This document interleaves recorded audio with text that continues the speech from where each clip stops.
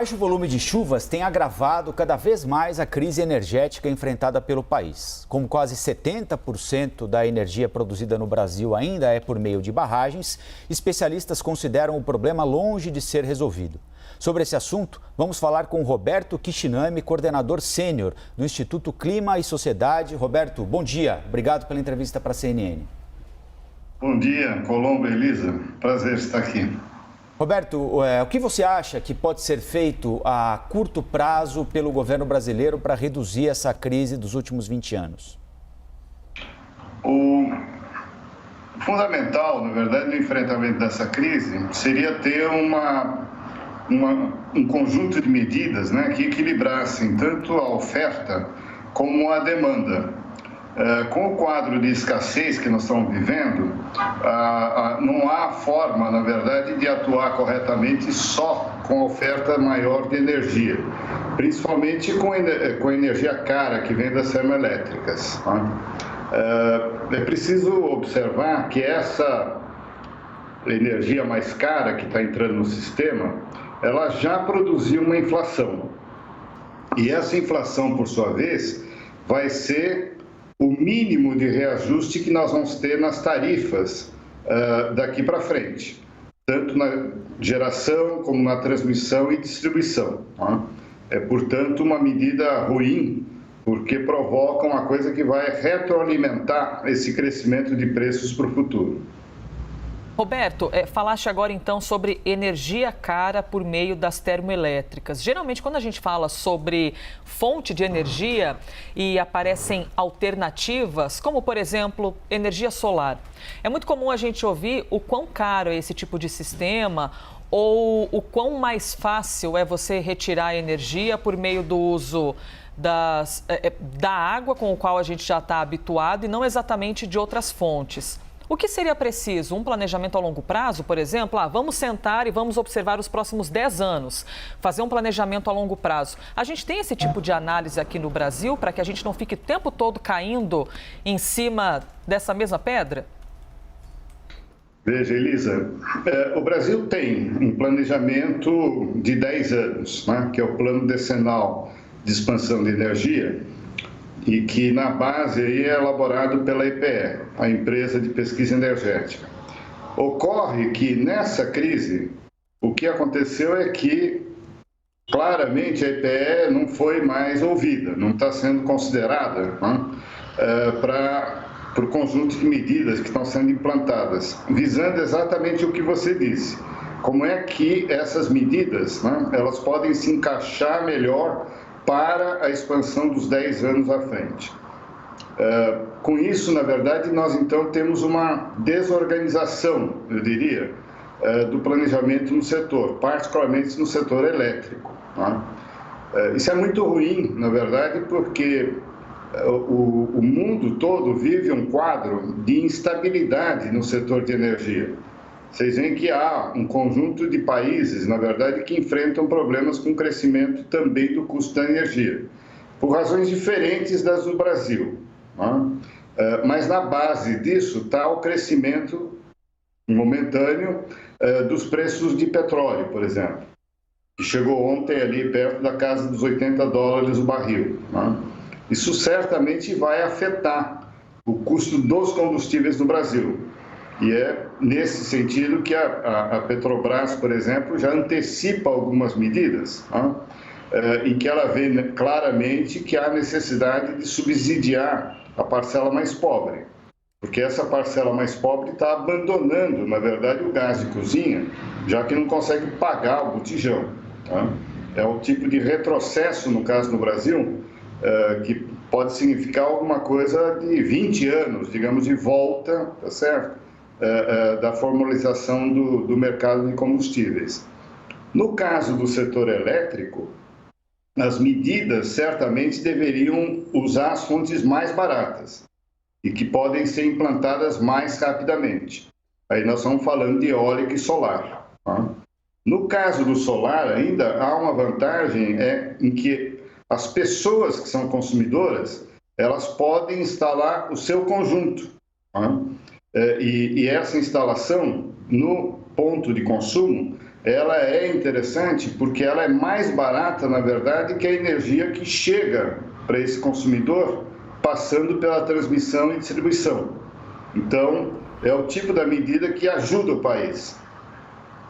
Ô, Roberto, o acionamento das termoelétricas vai comprometer a conta de luz do brasileiro por quanto tempo? Certamente pelos próximos 3 a 5 anos, Colombo. Porque, como eu disse, é um processo de retroalimentação, né? Num primeiro momento, a energia mais cara da termoelétrica encarece a energia para todo mundo. Isso tem um efeito, um impacto na economia, de encarecer todos os produtos e serviços e vira, portanto, um índice grande de inflação. Esse índice de inflação, por sua vez, é o reajuste mínimo das tarifas de energia elétrica à frente, né? Então, você tem um efeito, se nada mais acontecer, de encarecimento da energia, só esse efeito agora durante a crise já impacta os próximos 3 a 5 anos. Roberto, quando a gente ouve o presidente da República, quando ele se posiciona dizendo, apague um ponto de luz, ele até fala, tome um banho gelado, pode fazer bem para a saúde, você usa menos energia e tal. Na prática, que tipo de impacto as nossas atividades caseiras, domésticas, podem impactar nesse consumo de energia a ponto de fazer a gente diminuir um pouquinho o tamanho do problema? Veja, Elisa, na verdade, uma boa parte da população já está reduzindo o consumo de energia por conta do preço mais alto da energia, tá? Você sabe que tem muita gente com dificuldade, inclusive, de pagar as contas sem comprometer coisas básicas como alimento, tá? Então, isso já é um primeiro efeito. Do lado do governo, na verdade, ao invés das frases populistas, do tipo um pontinho de luz ou banho frio, etc., né? Caberia, na verdade, levar em conta o que já se conhece, quais são os dados que o setor tem, tá? Nós sabemos que é o ar-condicionado, na verdade, que mudou, inclusive, o comportamento do lado da demanda de energia, né, já pela última década. Você sabe que o pico do consumo de energia diário, ele acontecia no final do dia. Agora não, né? 10 anos depois, esse pico está deslocado, uma parte dele, para as 2 horas da tarde, que é exatamente o período em que a maior parte dos equipamentos de ar-condicionado entram, né, na rede, são ligados. Então, uma medida do lado da demanda, que deveria ser, na verdade, fortemente, né, recomendada para todos os consumidores, e aí de todos os portes, tanto residências como escritórios, grandes empresas, é fazer a setagem ali do ar-condicionado para uma temperatura adequada. Ao invés dos 17 graus, como se usa em alguns lugares, para produzir conforto para pinguim, né?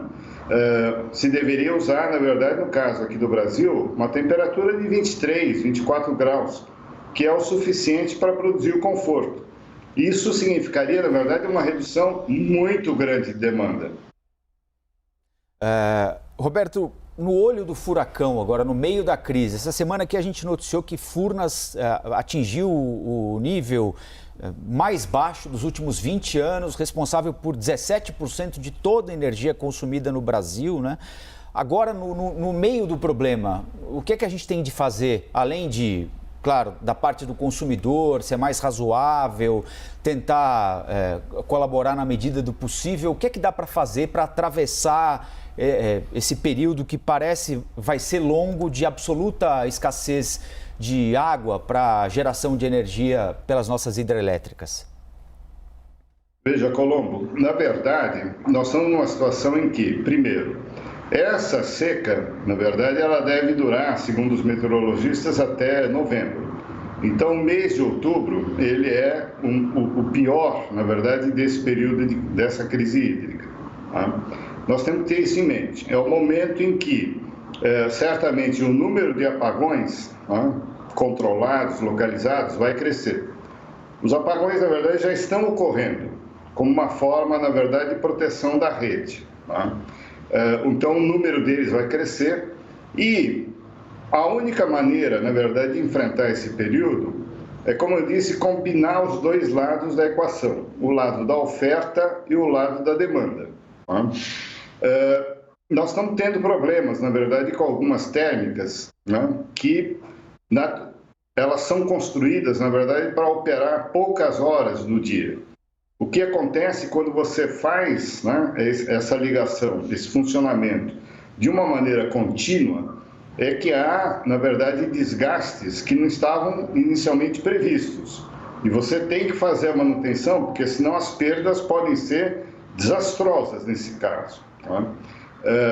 Então, nós estamos no limite, na verdade, com a operação das térmicas existentes. A única forma, na verdade, de proteger o sistema e de atravessar esse período de crise é reduzir a demanda. E a demanda, então, nos momentos de pico. Essa é a coisa que nós temos que fazer. Torcer, na verdade, além disso, para que a chuva venha no período que está previsto. Porque se não vier em novembro, né, aí o quadro vai complicar bastante. Porque não podemos esquecer a economia, na verdade, ela está se voltando para o período de festas, de final de ano, né, e há uma produção de bens que está em andamento. Então, produzir qualquer tipo de chacoalho nisso, eu diria, é uma coisa muito ruim para o conjunto da economia, para o conjunto das famílias, né?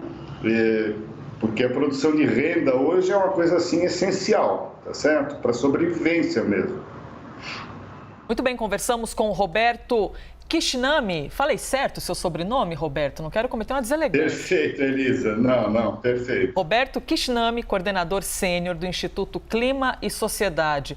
Obrigada, viu, pela gentileza da entrevista. Bom dia para o senhor. Bom dia. Bom dia, Roberto.